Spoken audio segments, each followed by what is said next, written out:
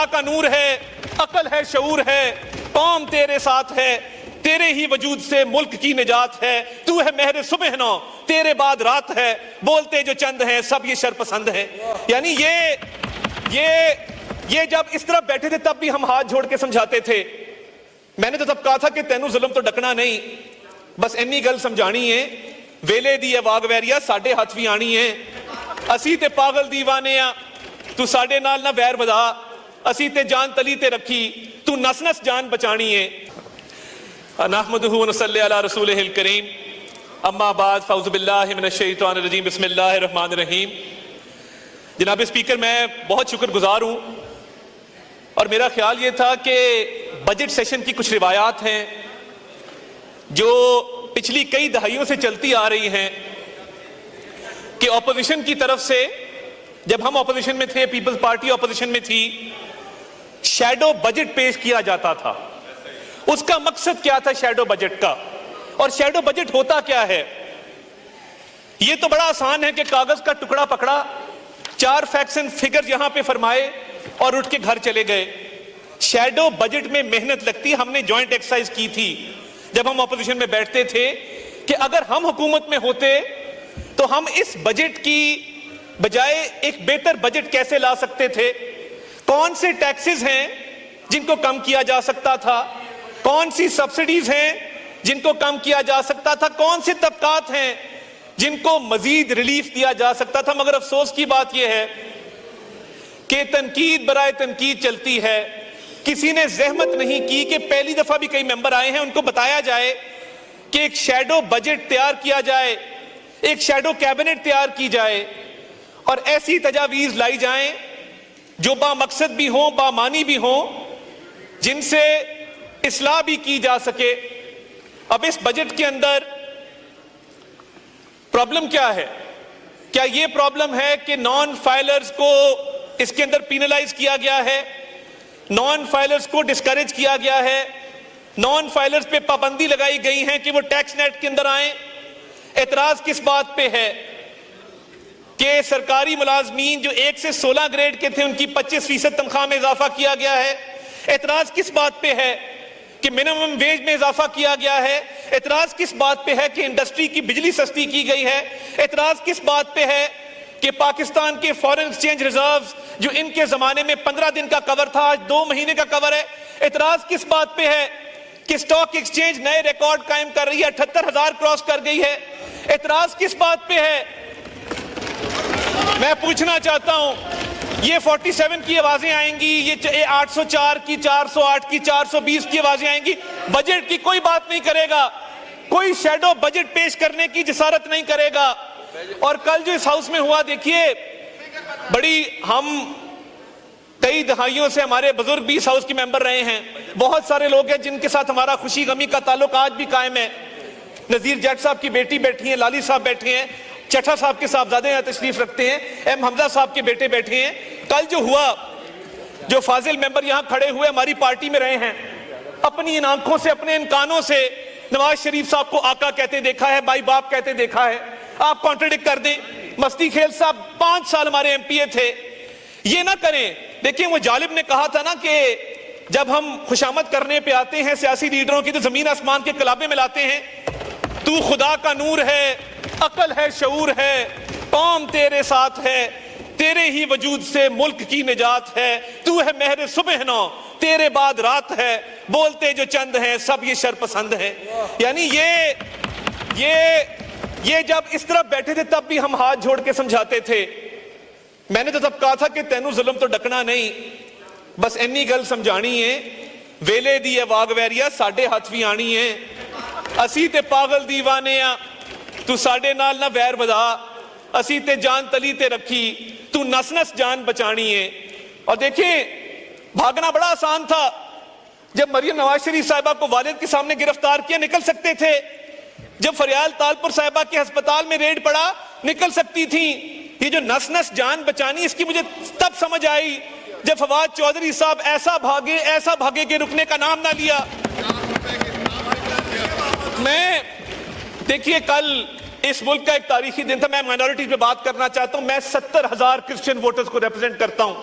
मेरे हल्के के जोसेफ कॉलोनी, मरियम कॉलोनी, मेरे हल्के में बहार कॉलोनी, जहां पे 70,000 क्रिश्चियन वोटर्स रहते हैं, जो एक यहां पे सड़कों के ऊपर इंसाफ करने का एक ट्रेंड बन चुका है, इसको खत्म करना होगा। आज एक रेजोल्यूशन आया, क्या ही अच्छा होता कि इस मुल्क की माइनॉरिटीज की प्रोटेक्शन के लिए आप हमारे साथ खड़े होते, उस रेजोल्यूशन को सपोर्ट करते कि एक ड्यू प्रोसेस ऑफ लॉ है। मेरे बुजुर्गों ने 1953 की खत्म नबूवत सल्लल्लाहु अलैहि वसल्लम की तहरीक में हिस्सा लिया, हम उस चीज के भी अमीन हैं। मगर क्या यह इंसाफ है कि किसी पे इल्जाम लगाओ, सरेराह उसको कत्ल कर दिया जाए, ना मुकदमा कायम किया जाए, ना अदालत में सबूत पेश किए जाएं? माइनॉरिटीज किधर जाएंगी? कल हम एक चर्च के अंदर हारून विलियम नामी पाक फौज के एक सिपाही का आखिरी रसूमात में हम शामिल होके आए हैं। वो जो यार जनाजे की बात करो, खुदा का खौफ करें थोड़ा सा।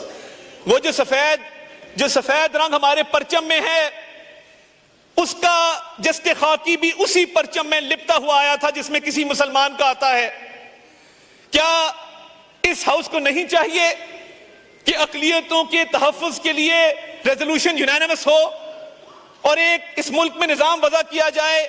वो श्रीलंकन फैक्ट्री मैनेजर आज भी हमें याद है कि जिसको सिर्फ उस फैक्ट्री के चंद वर्कर्स ने, क्योंकि वो उसके तर्ज अमल से तंग थे, वो डिसिप्लिन को इंपोज करता था, उसको उन्होंने कत्ल कर दिया मजहब के नाम पर।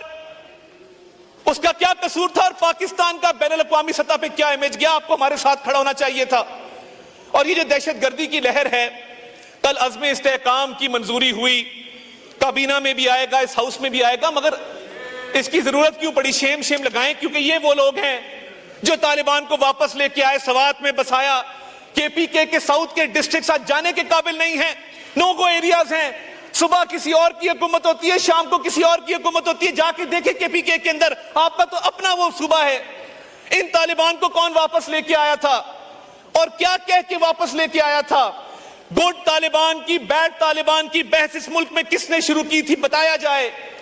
हमने 2014 में नेशनल एक्शन प्लान आया, हमने उस पर अमल दरामद के लिए लाउड स्पीकर के हवाले से, वॉल चौकिंग के हवाले से, हेट स्पीच के हवाले से अपना किरदार अदा किया। मगर फिर एक हुकूमत आई जिसने बताया कि तफरीक है, एक गुड तालिबान है, एक बैड तालिबान है। मगर जब किसी पाकिस्तानी फौजी के, सिपाही के, पुलिस वाले के, रेंजर्स के, सिविलियन के सीने पे गोली लगती है, तो वो गोली पे ये नहीं लिखा होता कि ये गुड तालिबान की गोली है या बैड तालिबान की गोली है। जब ये मैयतें घर में आती हैं तो जो कोहराम मचता है उसका अंदाजा नहीं लगाया जा सकता। जनाब स्पीकर, कुछ फैसला तो हो किधर जाना चाहिए, कुछ फैसला तो हो किधर जाना चाहिए। पानी को तो अब सर से गुजर जाना चाहिए।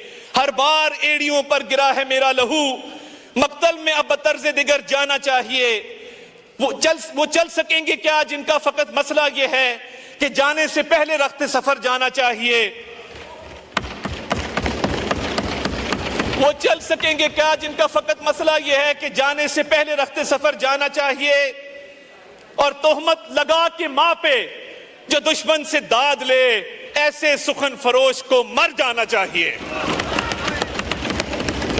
जनाब स्पीकर, ये ना शैडो बजट पेश किया गया। मैं आज भी मुल्तमिस हूं, बड़े बड़े तजर्बेकार लोग बैठे, अली मोहम्मद खान साहब बैठते हैं, इस रिवायात को जानते हैं इस हाउस की। आज भी शैडो बजट लेके आए, आज भी हमारी इस्लाह करें, हम बैठने को तैयार हैं, हम बात करने को तैयार हैं। आपकी अच्छी तजावीज होंगी, इस फ्रेमवर्क के अंदर रहते हुए इस बजट को इंप्रूव करने को तैयार हैं। मगर आप ना बजट पे बात करते हैं। और देखें, जो सनाउल्लाह मस्ती खेल ने कल किया, मैंने आपको बताया, मैंने अपनी आंखों से देखा है।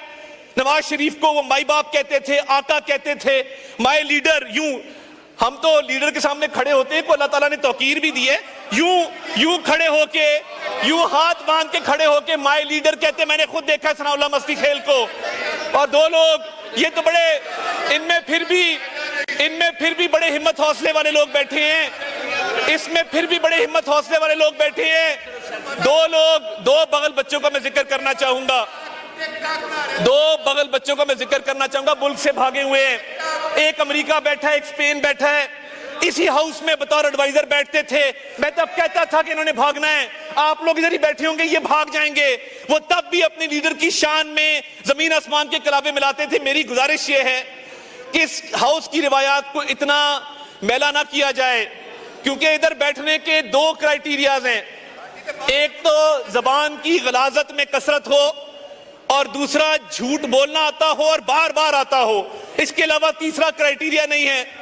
तो मैं बड़े अदब